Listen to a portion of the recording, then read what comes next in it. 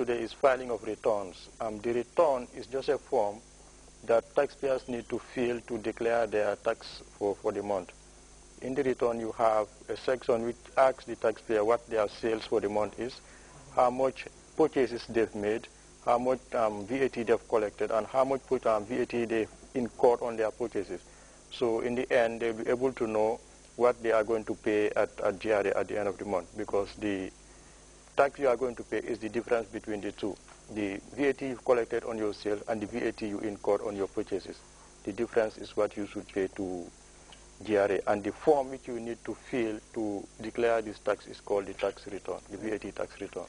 Good. That means, is every business, it's very important for us to make this clear. Is it that every business who just comes to GRA and goes for the form, you can have your tax returned in either ways, or is it those people who have registered with VAT who need to file this tax return? Yeah, it is only those people who are registered for VAT. Because it is only those who are registered who are mandated legally to collect VAT. If you are not registered, you are not mandated by law to collect VAT, and then you don't need to file a return. So it is only those who are registered who are required to file the VAT return. Is there any time frame also to the return process? Yes, just like the sales tax. The law says 15 days after the end of the month, you fill in the form. If you have any tax to pay on that return, you make sure you pay it before the 15th of the month, the following month. Good. Mr. Cham, VAT comes with a lot of benefits, and we just informed that also it comes with a tax return of policy and mechanism. Exactly. You have some things to add? Yeah, it comes with a lot of benefit, particularly to registrants, that is those companies and individual businesses that have registered for VAT. And the benefits are the input tax credit that they are supposed to enjoy under the VAT regime, which they were not enjoying under the sales tax regime. This is one of the benefits which they claim when they are filing their returns, as the tax manager or the acting tax manager, taxpayer service has said. At the end of the day, when filing your returns, the VAT you have collected, you knock it off the VAT that you incurred. That is the input tax credit, which was not happening under the sales tax regime, which the VAT has just replaced. So these are some of the benefits that the businesses are enjoying under the VAT.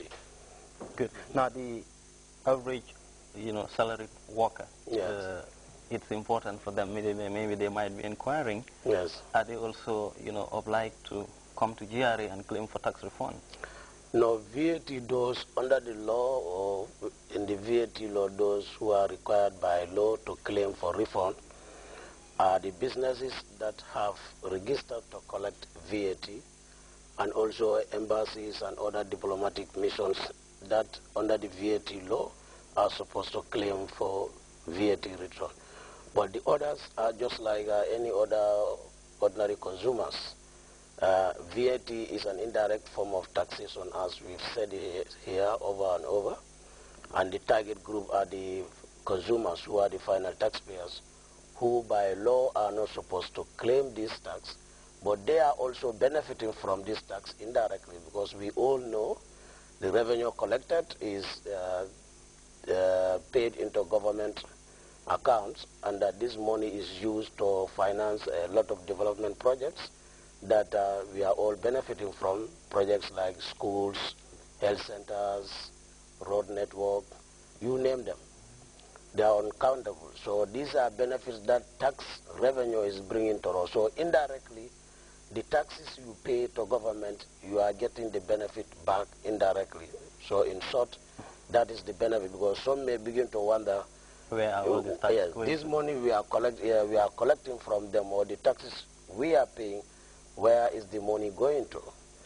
The money is going to these projects or these development facility or services or goods that government is providing for the entire citizenry and those living in the Gambia.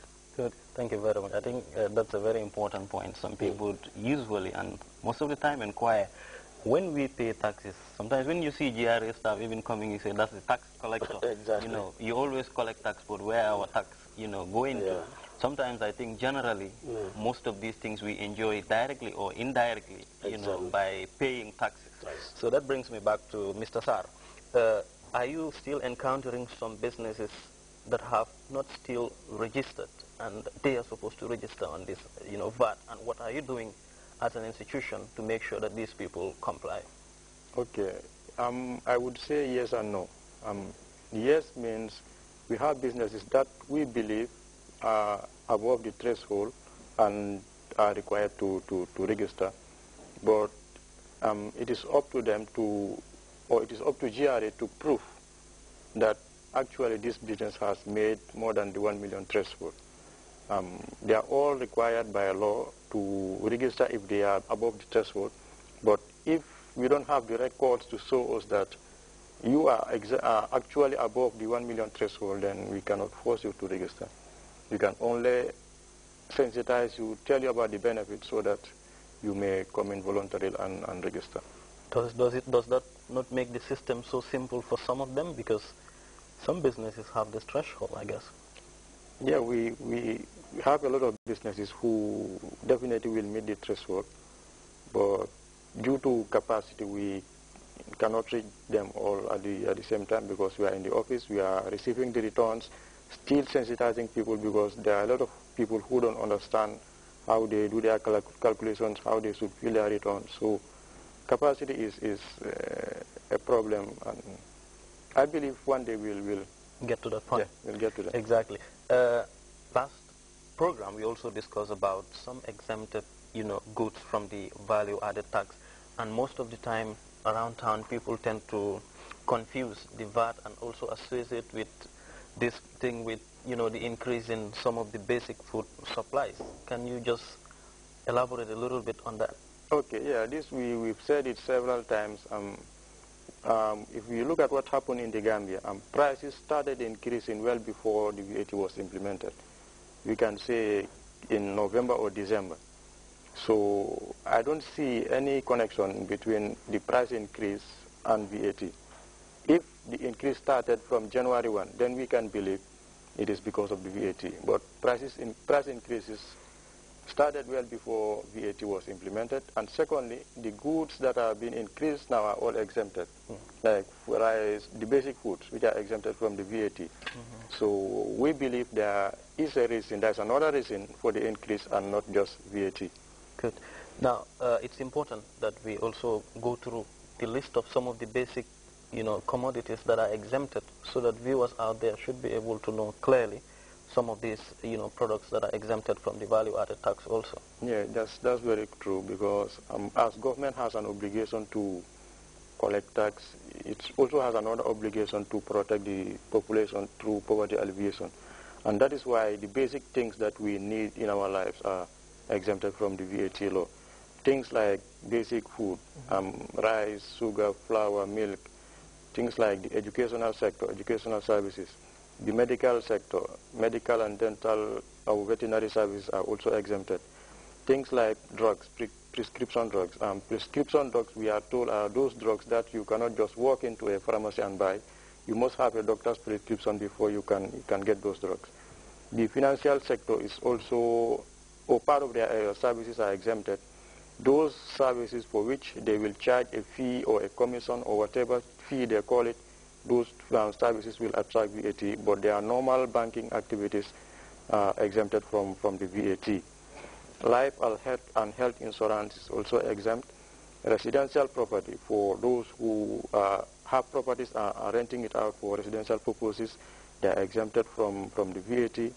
But where you are renting out a property for a commercial purpose, then you should, if you meet the threshold from your rental income, then you should register and be collecting rent on your rental income. On processed agriculture and aquaculture products, agricultural inputs, that's equipment used in agriculture and aquaculture, domestic passenger transport, electricity and water, all these are exempted because these are things that we need on a daily basis. So that is why government decided to exempt that, so that they won't increase in prices and be a burden on the Gambian population. Exactly. We move to the local languages. I think it's important that people know these things in, you know, itemized, you know, sequence, wherein when you go to the shop or when you go to any place that you want to purchase anything, you would be able to differentiate what are taxable goods and what